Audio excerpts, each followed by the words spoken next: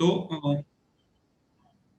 हम लोग पिछले टर्न पे यूनिट्स ऑफ एटेन्यूएशन देखे थे और हमने देखा था कि एक यूनिट होता है उसको डीबी के टर्म्स में रिप्रेजेंट करते हैं। वो सिंपली हम लोग पावर का रेशियो का अगर हम लोग लॉग बेस 10 ले लें, लॉग बेस 10 पे पावर रेशियो जो होता है उसको हम लोग डीबी के टर्म्स में लिखते हैं। ये सब हम लोग ऑलरेडी गेन के जब हम लोग एम्पलीफायर कर रहे थे ईडीसी में, तब हमने गेन के लिए डिफाइन करा था ऐसा कुछ, ठीक है। ऐसे ही हमारा दूसरा एक यूनिट है इसका, उसको हम लोग क्या बोलते हैं, नेपो, ठीक है ना, नेपो बोलते हैं। नेपो कैसे हम डिफाइन करते हैं कि नेचुरल लॉ के टर्म्स में डिफाइन करते हैं, ठीक है ना, इन नेचुरल लॉ के टर्म्स में, ठीक है। और हमने क्या देखा था कि इन दोनों के बीच रिलेशन देखा था, ठीक है। हम दोनों इन दोनों के बीच हमने क्या देखा था, रिलेशन देखा था। और क्या आया था कि एटेन्युएशन इन डीबी जो होता है वो 8.686 टाइम्स एटेन्युएशन इन नेपो होता है, ठीक है ना। तो अगर आपका सपोज करा कि एटेन्युएशन इन डीबी दिया हुआ है तो आप एटेन्युएशन इन नेपो भी निकाल सकते हो, या फिर अगर आपका एटेन्युएशन इन नेपो दिया हुआ है तो you can easily calculate the value of attenuation in dB, ठीक है। तो ये सारी चीजें हम लोग पिछले टर्न पे किए थे, ठीक है। अब हम लोग देखेंगे आज हम लोगों को हमारे जो सिलेबस में है, वेट आपका सिलेबस है, अगर वेट इसमें आपको ये चीज दिख रहा है syllabus, is it visible, syllabus visible है आपको? No sir, no sir, no wait sir. Wait,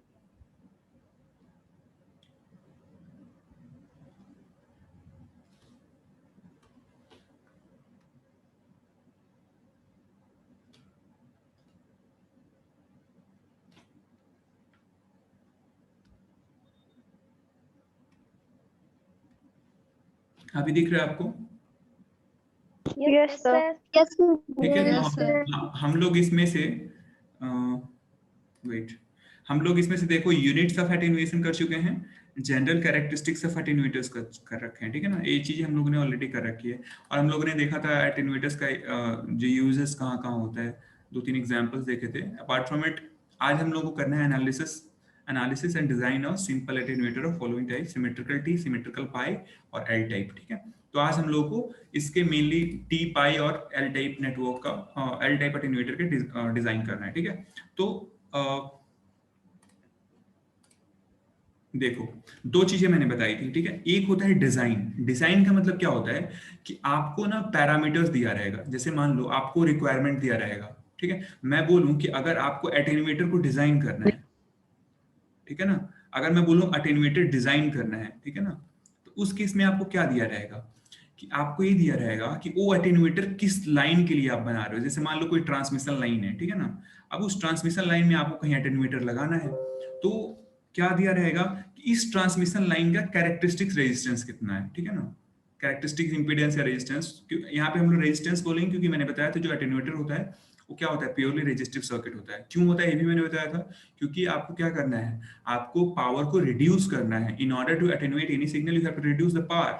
और पावर रिड्यूस कब होता है, पावर कंज्यूम कब होगा, जब आपका रेजिस्टिव हो, प्योर रेजिस्टिव नेटवर्क हो। क्योंकि कैपेसिटिव और इंडक्टिव नेटवर्क में पावर कंजम्पशन जो होता है वो क्या होता है, अगर मैं आइडियली बात करूं तो जीरो होता है, ठीक है ना। तो इसलिए हम क्या करना है, we have to design attenuated network using pure resistive circuits. तो हम क्या करेंगे, तो उसमें हम इंपीडेंस ना बोल के हम क्या बोलते हैं, रेजिस्टेंस बोलते हैं। क्या बोलते हैं, रेजिस्टेंस, ठीक है। तो अगर कोई ट्रांसमिशन लाइन है तो मैं इसका नॉर्मली क्या बोलता हूँ, ट्रांसमिशन लाइन का कैरेक्टरिस्टिक्स इंपीडेंस बोलता हूँ जेड नॉट से। लेकिन मैं यहाँ पे एक्चुअली डिजाइन क्या कर रहा हूँ, मैं डिजाइन कर रहा हूँ एक अटेन्यूएटर सर्किट, तो उसका हम लोग बोलेंगे कैरेक्टरिस्टिक्स रेजिस्टेंस, ठीक है ना, आर नॉट। तो अगर मुझे अगर सपोज करो कोई डिजाइन करना है, मतलब अगर मेरे को कोई डिजाइन करना है अटेन्यूएटर, उस केस में मेरे को क्या दिया रहेगा, आर नॉट दिया रहेगा। और दूसरा क्या चीज दिया रहेगा कि मेरे को कितना अटेन्यूएशन चाहिए। मैं बोल लूँ सपोज करा कि 20 dB अटेन्यूएशन चाहिए, ठीक है ना। तो 20 dB बेसिकली क्या है, ये अटेन्यूएशन दिया हुआ है, ठीक है ना, attenuation in terms of dB दिया हुआ है। तो ये दो पैरामीटर्स एटलीस्ट दिए रहेंगे आपको। आप क्या जब भी डिजाइन करोगे अटेन्यूएटर तो आपको क्या रहेगा, एक तो दिया रहेगा कि किस चीज के लिए आप डिजाइन कर रहे हो, और जिस चीज के लिए डिजाइन कर रहे हो उसका क्या दिया रहेगा, कैरेक्टरिस्टिक्स इंपीडेंस या फिर कैरेक्टरिस्टिक रेजिस्टेंस दिया रहेगा। और दूसरी चीज कि कितना अटेन्यूएशन आपको चाहिए, मतलब कितना पावर लॉस कराना है आपको, ठीक है ना, उस पर्टिकुलर अटेन्यूएटर के लिए, ठीक है। तो ये दो चीजें दी रहेंगी। अब इसके बेसिस पे अगर आप नेटवर्क डिजाइन करते हो, तो जब नेटवर्क डिजाइन करोगे तो आपको क्या फाइंड आउट करना होगा। सपोज करो कि आपने टी टाइप का अटेन्यूएटर बनाना है, तो इसमें क्या फाइंड आउट करना पड़ेगा, देखो R1 फाइंड आउट करना पड़ेगा, R2 फाइंड आउट करना पड़ेगा, ठीक है। ऐसे पाई टाइप बनाओगे उसका भी ऐसे स्ट्रक्चर होगा, ठीक है ना। सपोज करें पाई नेटवर्क है, पाई टाइप, सॉरी, इसको देखो हम लोग अटेन्यूएटर को ना, वेट, अटेन्यूएटर को हमेशा रेजिस्टिव बनाना है, तो ऐसे मान लो मैं ऐसे बना रहा हूँ पाई टाइप अटेन्यूएटर, ठीक है ना। तो इसमें मेरे को क्या फाइंड, जैसे मान लो ये है हमारा R1 है, ये हमारा R2 है, ये R2 है, ठीक है ना। अच्छा एक चीज ध्यान दो कि हमने क्या करा था, जब हम लोग उसमें नेटवर्क्स पढ़ रहे थे, तो हम लोग क्या कर देते थे, R2 ऐसे कर देते थे ना, ऐसे करके डिवाइडेड बाई 2 कर देते थे। क्यों करते थे ऐसा, क्योंकि हमको ऐसे बहुत सारे नेटवर्क को इंटरकनेक्ट करना होता था। लेकिन अटेन्यूएटर तो एक सिंगल डिवाइस है, मतलब एक तो सिंगल स्ट्रक्चर है, ठीक है ना। तो सिंगल स्ट्रक्चर में ये करने की जरूरत नहीं है हमारे पास, ठीक है, क्योंकि ये ऐसा नहीं है कि आप बहुत सारे एटेन्यूएटर्स को आपस में कैस्केड करोगे, ऐसा कोई रिक्वायरमेंट तो है नहीं। इसीलिए हमने R1 नॉर्मल जो हमारा नोटेशन है वो फॉलो किया, ठीक है ना। तो ये कंफ्यूजन नहीं होना चाहिए कि उसमें Z1/2 था, इसमें R1 है, तो ये सारी चीज आपको कंफ्यूज नहीं करनी चाहिए, ठीक है। तो ये चीज आपको समझ में आ गई होगी। मतलब मेरे को अगर पैरामीटर्स दिया रहेगा और मेरे को क्या फाइंड आउट करना हो, मेरे को फाइंड आउट करना हो the value of its component, for example R1 R2 की वैल्यू बता दो, मैं ऐसे पूछ लूं, तो इस चीज को बोलेंगे हम लोग डिजाइन, ठीक है। और एनालिसिस एक चीज होता है। एनालिसिस का मतलब क्या है कि आपको नेटवर्क ऐसे दिया रहेगा, ठीक है ना, ऐसे नेटवर्क दे दिया मैंने, इसमें R1 और R2 की वैल्यू दे दी, और मैं पूछूं कि ये कितना एटेन्यूएट करेगा सिग्नल, मतलब इसका एटेन्यूएशन कितना होगा, अल्फा डीबी कितना होगा, या फिर अल्फा नेपर कितना होगा, ये पूछ लूं, या फिर इसका कैरेक्टरिस्टिक रेजिस्टेंस कितना होगा, ठीक है। इस चीज को हम लोग क्या बोलते हैं, एनालिसिस बोलते हैं, ठीक है। तो डिजाइन में आपको क्या करना होता है, डिजाइन में तो आपको कंपोनेंट्स के वैल्यू फाइंड आउट करने होते हैं, whereas in जो एनालिसिस होता है, you have to find out the various parameters associated with the particular network when the values of the components are given, right। तो कंपोनेंट्स की अगर वैल्यू दी रहेगी और आपको पैरामीटर्स की वैल्यू फाइंड आउट करनी है, तो you have to do analysis, and when you have to calculate the value of components, you have to perform what, design, ठीक है ना, उसको हम लोग बोलते हैं डिजाइन, ठीक है। तो ये चीज समझ में आ गई, एनालिसिस क्या होता है, डिजाइन क्या होता है। इसमें किसी कोई क्वेश्चन है तो पूछ सकता है, या समझ में आ गया।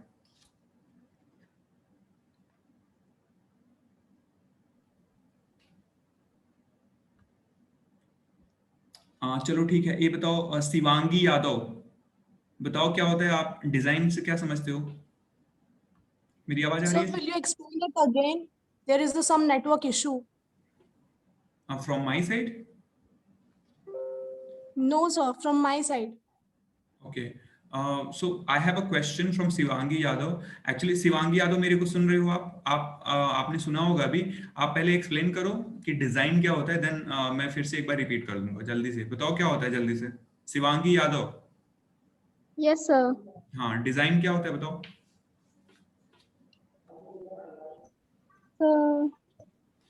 Sir, I didn't understand. तो फिर बोलना था ना यार, किसको समझ में आया, कौन बताएगा, जल्दी से बताओ,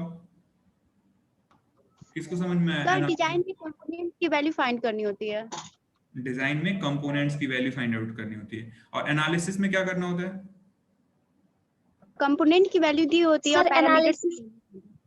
हाँ हाँ बताओ। पैरामीटर्स की वैल्यू फाइंड करनी होती है। ओके, ठीक है, तो ये चीज समझ में आ गई होगी। देखो मैं बोलूं कि आपको एक फोन डिजाइन करना है, सपोज करा मैं बोलूं आपसे कि एक फोन डिजाइन करना है, तो आप फोन डिजाइन करने के लिए आपको क्या चाहिए होगा, आपको पता होना चाहिए ना कि आपको कैमरा कितना मेगापिक्सल का चाहिए, आपको प्रोसेसर कौन सा चाहिए, आपके पास आप कौन से टेक्नोलॉजी पे काम कर, मतलब कौन सी टेक्नोलॉजी उसमें ऑपरेट, जैसे 4G 5G, कौन सी टेक्नोलॉजी के लिए आप बना रहे हो फोन, उसका बैटरी स्पेसिफिकेशन कितना होना चाहिए, ये सारा चीज आपको क्या डिजाइन करने को मैं बोलूंगा, तो आपको सारा चीज आपको चाहिए होगा ना, ये सारी चीजों का वैल्यू, तभी तो आप डिजाइन कर पाओगे ना। तो डिजाइन में हमेशा क्या होता है, कंपोनेंट्स की वैल्यू इंपॉर्टेंट होती है कि क्या है कंपोनेंट की वैल्यू क्या है, ठीक है, उसका स्ट्रक्चर किस टाइप का है।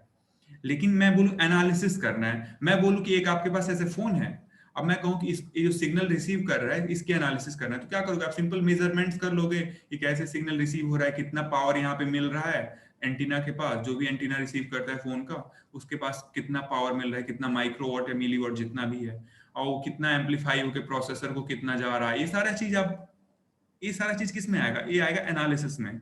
समझ में आया मेरी बात?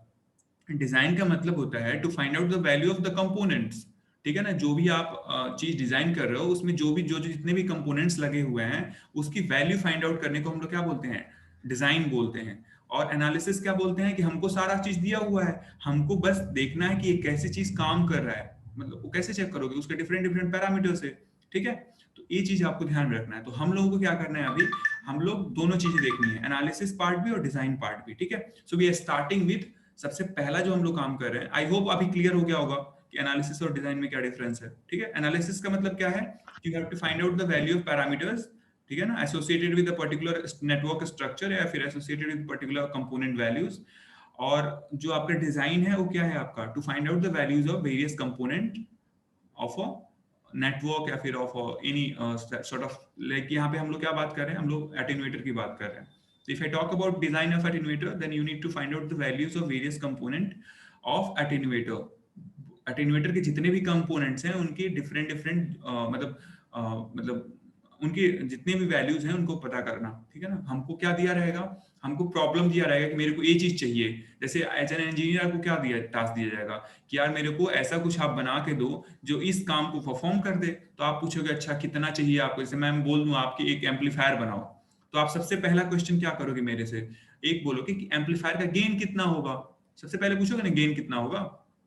फिर क्या पूछोगे कि अच्छा कितना बैंडविड्थ सपोर्ट करने के लिए बनाना है आपको, ठीक है। ये सारे पैरामीटर्स को आप ध्यान में रखते हुए क्या करोगे, आप एम्पलीफायर बनाओगे बेस्ड ऑन इट कि कैसा आरसी कपल्ड एम्पलीफायर बनाना है। फिर देखोगे कि कौन सी मतलब आरसी कपलिंग यूज करें कि ट्रांसफार्मर कपलिंग यूज करें, मैं वोल्टेज एम्पलीफायर चाह रहा हूँ या फिर करंट एम्पलीफायर चाह रहा हूँ या फिर पावर एम्पलीफायर चाह रहा हूँ। तो बेस्ड ऑन इट आप नेटवर्क के उसको डिजाइन करोगे, ठीक है ना। तो आपको ये सारा पैरामीटर्स दिया रहेगा और उसके बेसिस पे जो आप कंपोनेंट वैल्यू निकालोगे, स्ट्रक्चर निकालोगे नेटवर्क का, उस चीज को हम लोग क्या बोलते हैं, डिजाइन बोलते हैं, ठीक है ना। और एनालिसिस क्या होगा कि मैं आपको एक पहले से दे दूं एक आरसी कपल्ड एम्पलीफायर का सर्किट और मैं पूछूं कि इसका गेन कितना होगा, तो ये क्या हुआ, ये एनालिसिस पार्ट हो गया, ठीक है ना। और डिजाइन पार्ट में क्या है, आपको वैल्यू फाइंड आउट करनी है। आई थिंक अभी क्लियर हो गया होगा ये चीज, ठीक है। Now let's talk about Yes, sir. T type attenuator, T type symmetrical attenuator, symmetrical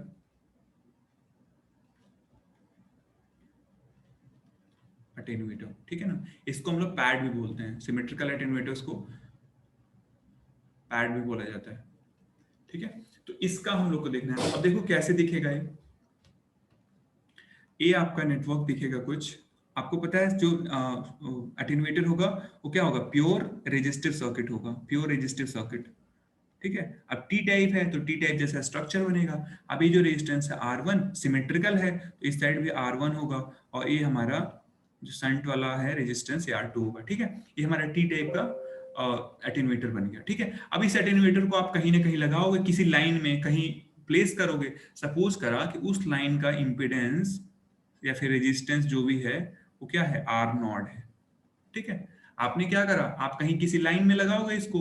actually हम एटेन्यूएटर बना रहे हैं, जो अभी हम दिखा रहे हैं ये ट्रांसमिशन लाइन की बात कर रहे हैं, ठीक है। आप ट्रांसमिशन लाइन बोलो सर्किट बोलो बात बराबर है। हम लोग उसको आगे हम लोग देखेंगे कैसे हम लोग मतलब एक पर्टिकुलर नेटवर्क को कैसे रिप्लिकेट करके हम एक ट्रांसमिशन लाइन की इक्विवेलेंट बना सकते हैं, ठीक है। तो अभी के लिए मानो कि इस पर्टिकुलर जो भी आपका अटेन्यूएटर है इसको हम एक लाइन में लगा रहे हैं जिसका जो कैरेक्टरिस्टिक रेजिस्टेंस है R0 है, ठीक है।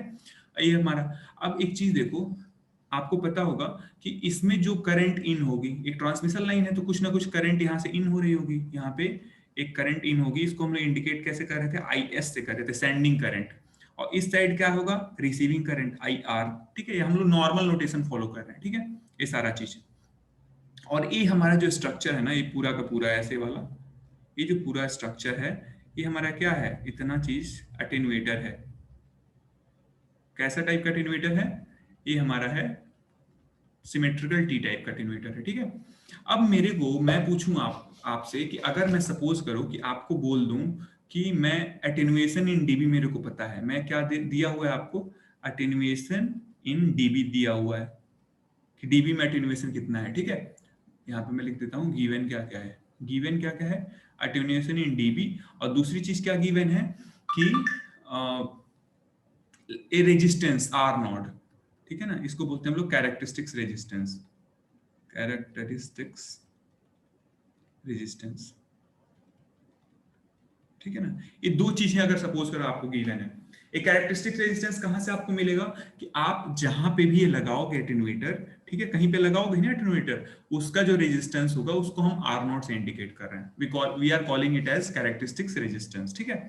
अब मेरे को क्या करना है, गिवन ही है, अब मेरे को क्या करना है, डिजाइन करना है, ठीक है ना, टू डिजाइन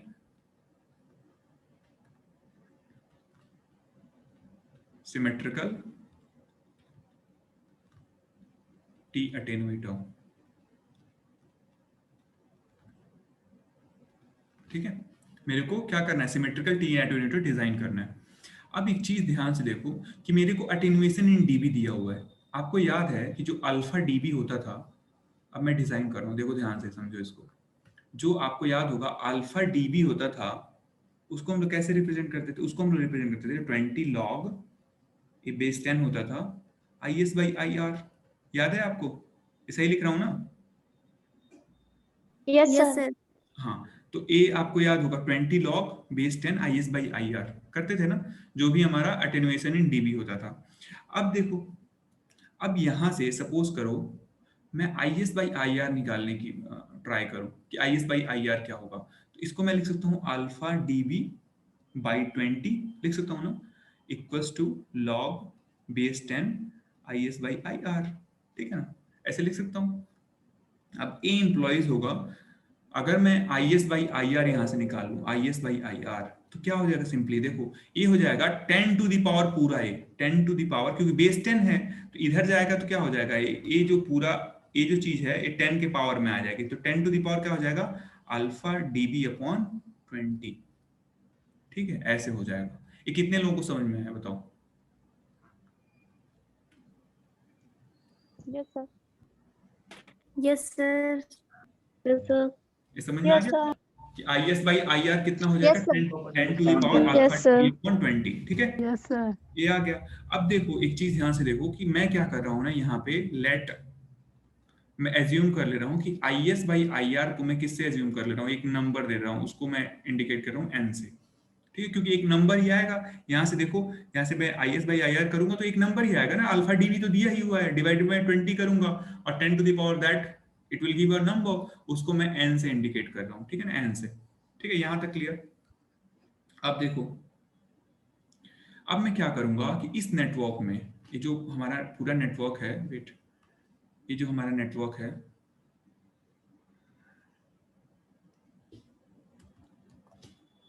अगर मैं इस नेटवर्क की बात करूं, इसको यहाँ पे ठीक है, इस नेटवर्क की बात करूं, तो अब मेरे को क्या निकालना है, देखो यहाँ पे हम लोग को निकालना क्या है, R1 R2 की वैल्यू निकालनी है। तो हम सबसे पहले क्या करते हैं ना, हम सबसे पहले IS बाई IR निकाल लेते हैं, क्योंकि IS बाई IR हमको दिया हुआ है, देखो N हमने एज्यूम ही कर रखा है। तो यहाँ से देखो, इसमें अगर मेरे को करंट निकालना है, इसमें करंट निकालना है, इसमें करंट कौन सी फ्लो हो रही है, IR फ्लो हो रही है। तो IR जो है, IR की जो वैल्यू होगी, आपको याद होगा करंट डिवीजन रूल, इधर से कौन सी करंट आ रही है, IS आ रही है, और इधर कौन सी करंट है, IR है पूरे में। तो मेरे को अगर सपोज करा कि IR निकालना है, तो मैं क्या करूंगा, जिसमें जिसमें करंट निकालना होता है उसको कवर करते हैं। तो ये देखो दोनों रेजिस्टेंस R1 और R0 दोनों सीरीज में, तो सेम करंट फ्लो होगी, तो आप कवर ही नहीं कि R0 को केवल करोगे, कवर किसको किसको करोगे, R1 और R0 दोनों करोगे, तो सब दोनों कवर कर लिया। जब कवर कर लोगे तो क्या बचेगा, R2 बचेगा, तो ये आ जाएगा हमारा R2 ऊपर, और नीचे जो जो कवर किया था उसको ऐड करते रहो, तो R0 प्लस R1 और प्लस R2, और टाइम्स जो भी ये रेजिस्टेंस, जो भी आपका ये इनकमिंग करंट था IS। ये बताओ कितने लोगों को समझ में आया, एक करंट डिवीजन रूल है, यस सर। ठीक है। Yes, sir. Yes, sir. ये कहां से आया है, थ्रू, वेट, ये कहां से आया है, एक करंट डिवीजन रूल से आया है, करंट डिवीजन रूल, ठीक है। करंट कब डिवाइड होती है, पैरेलल कॉम्बिनेशन में, ठीक है। तो देखो ये पैरेलल कॉम्बिनेशन ही तो हो रहा है ना, देखो जो IS करंट है एक पार्ट इधर आएगा, दूसरा पार्ट R1 और R0 में फ्लो होगा, उसमें दोनों सीरीज में तो सेम करंट फ्लो होगा, जिसको हम क्या मान रहे हैं, IR मान रहे हैं, ठीक है। तो अब हमसे हमारा क्या इक्वेशन बना है, पहला IR equals to R2 upon R0 plus R1 plus R2, ठीक है, और टाइम्स IS। अब मैं यहाँ से IS बाई IR निकालूं, देखो IS अपॉन IR निकाल लूं तो क्या आएगा, A सिंपली इस साइड चला जाएगा, क्रॉस मल्टीप्लीकेशन हो जाएगा R0 plus R1 plus R2 divided by R2 आएगा ना। इसको मैं क्या लिख सकता हूँ, देखो 1 plus R0 by R2 plus R1 by R2, ये हमारा इक्वेशन फर्स्ट, ठीक है। अब देखो मैं, आपको याद होगा कि IS बाई IR को मैं क्या लिख रहा था, देखो यहाँ पे, इस यहाँ पे देखो IS बाई IR को क्या लिखा हूँ मैं, N लिखा हूँ ना, ठीक है। तो यहाँ पे Yes, मैं लिख sir. सकता हूँ N equals to 1 Yes, plus sir. R0 by R2 plus R1 by R2, ठीक है, ये हमारा इक्वेशन नंबर 2। अब देखो यहीं से मैं लिख सकता हूँ N माइनस 1 इक्वल्स टू क्या हो गया, ये 1 इधर चला गया तो N माइनस 1 इक्वल्स क्या आ जाएगा, R0 अपॉन R2 और प्लस R1 बाई R2। अच्छा R2 इसमें कॉमन ही है तो R2 ले लो, ये हो जाएगा R0 प्लस R1, ये हमारा इक्वेशन नंबर 3, ठीक है। इसमें किसी को कोई कंफ्यूजन नहीं है ना, तीनों इक्वेशन में काफी इजीली हम लोगों ने लिख लिया इसको, ठीक है। No, no, sir. Okay No, sir. तो ये चीज हो गया हमारा। अब देखो, अब हमारे पास जो ये नेटवर्क था ये वाला, ठीक है, ये हमारा नेटवर्क था। अब हमने 3 इक्वेशन बना लिए हैं। अब एक चीज बताओ कि मैं, अगर ये सिमेट्रिकल नेटवर्क है और मैंने इसको टर्मिनेट किया है R0 से, तो यहाँ पे अगर वेट, यहाँ पे अगर मैं देखूं यहाँ से तो क्या आएगा, मेरे को रेजिस्टेंस कितना आएगा, R0 आएगा, सिमेट्रिकल नेटवर्क है, याद होगा आपको, ठीक है। मैंने जिस R0 से टर्मिनेट किया है इसको, तो यहाँ से देखूंगा तो R0 ही आएगा, क्योंकि R0 कैरेक्टरिस्टिक रेजिस्टेंस है। तो यहाँ से अगर मेरे को R0 निकालना होगा तो R0 क्या आएगा, देखो लास्ट से चलेंगे तो R0 और R1 किस में है, सीरीज में है। तो सबसे पहले क्या लिखेंगे हम लोग, R0 और प्लस R1, ठीक है, सीरीज में है। और किसके साथ पैरेलल में है, R2 के साथ पैरेलल में है, ठीक है ना, R2 के साथ पैरेलल में है। और सारा चीज किसके साथ सीरीज में होगा, R1 के साथ सीरीज में होगा, ठीक है। ये समझ में आ गया मैं कहां से लिखा हूं, R0 R1 वेट, इस ये जो R0 की वैल्यू है ये यहाँ, ये समझ में आई कि नहीं, ये चीज बताओ, Yes, sir. Yes, sir. Yes, sir. आ गया ना, ठीक है। तो हमारे पास एक थर्ड इक्वेशन था पहले, इसको हम लोग फोर्थ इक्वेशन बनाते हैं, फोर्थ, ठीक है। अब देखो इसको सॉल्व जल्दी से लिख लेते हैं। R0 इक्वल क्या आ जाएगा, R1 प्लस ये देखो R2, और ये हो जाएगा मल्टीप्लाई हो जाएगा R0 प्लस R1 और divided by R2 plus R0 plus R1, ठीक है। अब देखो R0 इक्वल हो गया R1। अब एक चीज ध्यान से देखो, आप इधर देखो, ये जो इक्वेशन था हमारा, वेट, इस इक्वेशन को आप ध्यान से देखो, इस वाले को, फर्स्ट वाले को देखो ध्यान से, ए वाला, ये जो इक्वेशन है आपका फर्स्ट वाला, इसको ध्यान से देखो, इसको हम लोग कट कर ले रहे हैं यहाँ पे, रुक जाओ। ये जो इक्वेशन है हमारा,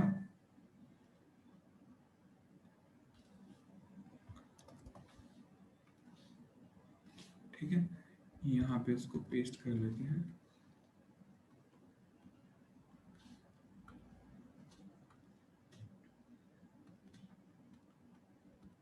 ये देखो IS बाई IR, ठीक है ना, IS बाई IR हमारा कितना है, R0 plus R1 plus R2 divided by R2, इतना आया है ना, ठीक है, IS बाई IR। और IS बाई IR को हम लोग क्या लिख रहे थे, N लिख रहे हैं ना, N IS बाई IR को। अब देखो मैं 1 बाई N लिखूं, यहाँ से 1 बाई N, तो क्या लिख सकता हूँ, इसको लिख सकता हूँ ना R2 upon R0 plus R1 plus R2, लिख सकता हूँ ना, बताओ जल्दी से, लिख सकता हूँ ना। अब Yes. देखो, Yes, sir. अब इस चीज को हम लोग, ये देखो यहाँ पे, ये ध्यान से देखो, इतना पोर्शन, ठीक है ना, R2 upon R2 plus R0 plus R1 आया हुआ है, ठीक है। अब इस चीज को हम लोग क्या लिख सकते हैं, 1 बाई N लिख सकते हैं, तो इसको हम लिख दें R1 plus R0 plus R1 divided by what, N हो जाएगा, क्योंकि 1 बाई N हो रहा था, N हो गया। ये समझ में आया कहां से लिख दिया मैं, Yes, sir. Yes, sir. Yes, sir. ये चीज हमने कहां से लिखी है, यहां से लिखी है, ठीक है ना। इसको लिख लेना फ्रॉम, ये कौन सा इक्वेशन था, ये था आपका First. फर्स्ट इक्वेशन, ठीक है ना। तो फ्रॉम इक्वेशन फर्स्ट। ओके, तो अब देखो इतना आ गया, अब इसको जल्दी से सॉल्व कर लेते हैं। तो सॉल्व कैसे होगा, n इधर आ जाएगा तो ये हो जाएगा n r not equals to a multiply cross multiplication n r1 plus r not plus r1। अब देखो, अब मेरे को क्या निकालना था, r1 निकालना है। तो n r नॉट इधर चला जाएगा minus r not equals to, यहाँ पे r1 कॉमन लोगे तो क्या आ जाएगा n प्लस 1, ठीक है। तो r1 की वैल्यू क्या आ गई, ये आ गई ऊपर, यहाँ से r नॉट कॉमन ले लो तो बचेगा n माइनस 1 और डिवाइडेड बाय n प्लस 1। बताओ ये समझ में आया कि नहीं। Yes, sir. ठीक है, ये हमारा Yes, क्या sir. आ गया, r1 की वैल्यू आ गई, ठीक है। अब एक चीज देखो, from equation again it requires practice, ठीक है ना। तो आपको प्रैक्टिस करना होगा, इसमें कुछ नहीं है, बस मैथमेटिक्स क्या बोलूँ मैं, सिंपल नेटवर्क का चीज है, ठीक है। अब अब मेरे को R2 की वैल्यू निकालनी है फ्रॉम इक्वेशन। अब देखो R2 में कैसे निकाल सकता हूँ, ध्यान से देखो, ये जो इक्वेशन हमने n-1 निकाला था ना, अब इससे ध्यान से देखो n-1 इक्वल्स टू क्या आया है, वेट इसको मैं कॉपी कर ले रहा हूँ, इस चीज को मैं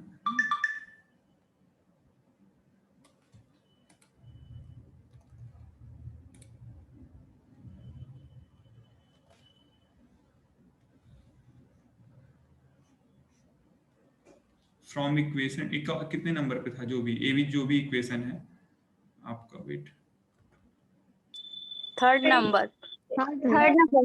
फ्रॉम इक्वेशन जो थर्ड है, ठीक है ना, ये वाला इक्वेशन, इससे क्या आ गया तुम्हारा n-1 इतना है, ठीक है। तो हमको मिल गया n-1 equals to what, r not plus r1 जो है, r1 की वैल्यू यहाँ से इसमें प्लग कर दो। आप क्या प्लग कर दो, यहाँ पे r1 की वैल्यू, इसको इक्वेशन आप मान लो ऊपर, वेट हमारा फोर्थ तक हो चुका है, तो इसको हम लोग फिफ्थ मान लेते हैं इसको, हमारा ये हमारा कौन सा इक्वेशन है, फिफ्थ। अब फ्रॉम इक्वेशन फिफ्थ हम क्या करेंगे कि r1 ना प्लग r1 फ्रॉम इक्वेशन 5, इसमें अगर हम r1 की वैल्यू प्लग कर दें 5 से, तो क्या देखो r नॉट प्लस कितना आ जाएगा, r1 है, r नॉट प्लस r1 है, तो r1 की वैल्यू कितनी है, r not n-1 upon n plus 1 और डिवाइडेड बाई r2, ठीक है। यही है हमारा सॉरी इसका टोटल का डिवाइड है, वेट ये हमारा क्या होगा, टोटल का डिवाइड है r2, ठीक है। अब देखो ध्यान से, ये क्या हो जाएगा, r2 n-1 इधर चला गया, अब क्या बचेगा, r not n plus 1 plus r not n-1 divided by n plus 1, ठीक है। अब r2 यहां से निकालोगे तो क्या आ जाएगा, देखो n माइनस a आ जाएगा, ऊपर देखो, ऊपर अगर मैं r नॉट कॉमन ले लूँ क्या बचेगा, n प्लस 1 प्लस n-1 और डिवाइडेड बाई क्या हो जाएगा, n-1 इंटू n प्लस 1। अब देखो यहां से r2 की वैल्यू क्या आ जाएगी, r2 इक्वल्स टू a -1 से +1 कैंसिल हो जाएगा, a हो जाएगा r नॉट और ये हो जाएगा 2n और divided by what, n-1 into n plus 1 कितना हो जाएगा, n स्क्वायर माइनस 1, ठीक है। तो ये हमारा Yes, sir. क्या डिजाइन हो गया, देखो कितना सिंपल डिजाइन है, ठीक है। ये हमारा इक्वेशन नंबर कितना है, 6, कितना इक्वेशन नंबर है, 6, ठीक है। तो हमको r1 और r2 की वैल्यू पता चल गई। अब आपको अगर मैं आई थिंक क्वेश्चन हमारा टाइम भी ओवर हो रहा है, अब मैं इसमें सपोज करो एक एग्जांपल करता हूं जल्दी से, आपको जैसे एक एग्जांपल है, तो जैसे मान लो आपको मैं बोलूं कि आपको एक एटेन्यूएटर डिजाइन करना है 60 dB का, 60 dB का डिजाइन करना है, 60 dB डिजाइन, ठीक है। 60 dB का एटेन्यूएटर, अल्फा dB जो दिया हुआ है वो 60, एटेन्यूएशन कितना आपको चाहिए, 60 dB चाहिए, और आपको डिजाइन करना है, design using symmetrical T pad, ठीक है ना, इससे डिजाइन करना है। और किसके लिए, फॉर सपोज करा कि 500 ओम लाइन, 500 ओम की लाइन के लिए डिजाइन करना है, तो कैसे करेंगे? देखो सिंपल, बहुत सिंपल है सोल्यूशन। अगर मैं इसका निकालूं, कैसे करेंगे डिजाइन? आपको पता है R1 की वैल्यू क्या है? R1 की वैल्यू होती है, कितना आया था हमारा R1 आया था R0 n-1 अपॉन n, ये आया था हमारा R0 n-1 upon n+1। n+1 देखो n क्या होता था, n कैसे हम लोग निकालते थे? n जो था वो था आपका IS/IR, और ये कैसे निकालते थे हम लोग? 10 to the power alpha dB divided by 20, यही निकालते थे ना। तो n की वैल्यू क्या हो जाएगी? 10 to the power alpha dB कितना है? 60 है, और 60 डिवाइडेड बाई 20, ठीक है, तो ये हो जाएगा 10 टू द पावर 3, मतलब n की वैल्यू कितनी आ गई? 1000। ठीक है, अब प्लग कर दो इसमें सिंपली। R1 इक्वल क्या आ जाएगा? R0 दिया हुआ कितने ओम के लिए? 500 ओम के लिए, तो R0 की वैल्यू 500, n की वैल्यू कितना है? 1000, 1000 माइनस 1 अपॉन 1000 प्लस 1, ठीक है। अभी कितना हो जाएगा? 500 इंटू 999 अपॉन 1001। अब देख लेना निकाल के, जितना भी आएगा इतने ओम्स में, ठीक है। ऐसे ही R2 की वैल्यू निकल जाएगी, ठीक है ना। वेट, ऐसे ही क्या कर लोगे आप? सिंपली R2 की वैल्यू निकाल लोगे। R2 की वैल्यू क्या हो जाएगी?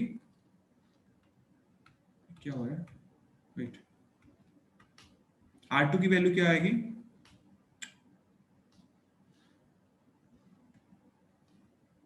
R2 की वैल्यू हो जाएगी आपका R0 कितना है हमारा? 500 ओम्स, ठीक है, और 2n का मतलब कितना? 2000 upon n² minus 10 to the power 6 minus 1, ये निकाल लो। ये तो मेरे ख्याल से ये 1 ओम के आसपास आएगा R2, ठीक है ना। R2 1